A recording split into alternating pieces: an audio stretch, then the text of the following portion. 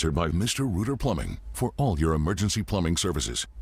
All right, 6:47 this morning, and it is a first alert weather day because of some of that fog that we're seeing in our area right now. So just be aware of that if you're heading out for your morning commute. Yeah, and today kind of a precursor for what's to come. Friday into Saturday, we are expecting some storms out there. And Eric mentioned a little while ago, we've been quiet. So this is kind of our first bout with not great weather in a while. Yeah, and we start off this morning with the fog. Tomorrow morning's commute on Friday, we'll be dealing with already heavy rain showers spreading out across parts of North Alabama and Middle Tennessee. So the rain could slow down your morning commute tomorrow. What we've got out the door this morning, very dense fog. Now it is starting to look a little bit better out in the shoals on our Fly HSV Allegiant Cam, Wilson Lake, Wilson Dam. We couldn't see anything just half an hour ago, so that is a good sign. Hopefully this trend continues for the remainder of the morning commute, and visibilities actually in the metro area have been a huge improvement compared to the same time yesterday morning, where almost every one of our cameras was just showing a blanket of very dense fog. Not saying you're not going to run into fog. Some spots, Jackson County, Scottsboro, actually seeing improvement. You've been consistently at no visibility or a quarter mile or less in Jackson County. Into Marshall and DeKalb County also dealing with fog up and down 65. A few pockets there and also spreading out into portions of northwest Alabama. So that fog will mix out by about 9 to 10 o'clock this morning. We will be stuck with the clouds as we go through the day. It will actually feel pretty humid, almost spring-like, and we hit a high temperature of 69 degrees. The record today is 71. Some periods of mist, drizzle possible, and you'll also notice the wind picking up, probably gusting 20 to 25 miles per hour.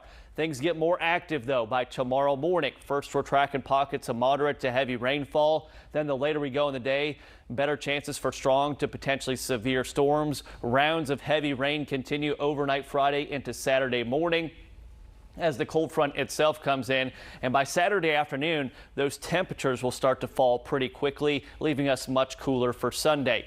Skip forward to 5 o'clock this evening. There's the overcast skies, southeast wind gusting 20 to 25 miles per hour, periods of mist and drizzle. Early tomorrow morning, 5 a.m., future radar now hinting at pockets of moderate to heavy rain starting to spread out just in time for that morning commute when you're driving to work or taking the kids to school here at 8:30. Ponding and puddles forming on area roadways. We will see some occasional breaks in the rain, but it will come in multiple rounds off and on through the day. And when you do get caught in some of the rain, could be very heavy at times, and those high rainfall rates could lead to additional isolated flash flooding or urban flooding. Looks like later into the evening, more widespread showers and storms. The severe weather threat, I really believe right now, looking at some of the model data, will be greater to our south and west, but that doesn't mean we can't see some strong to severe storms with gusty winds. And you think of how much rainfall we saw through the morning, those trees and power lines, or power poles rather, are going to be a lot looser in that soil. The cold front finally pushes in into Saturday morning. Another morning we'll be watching for some storms with gusty winds, but also the threat for heavy rain. That all pushes to the east by Saturday at lunchtime at the latest, dropping our temperatures behind that front for Sunday. You're watching 48 News Today on your Thursday morning. We'll be right back.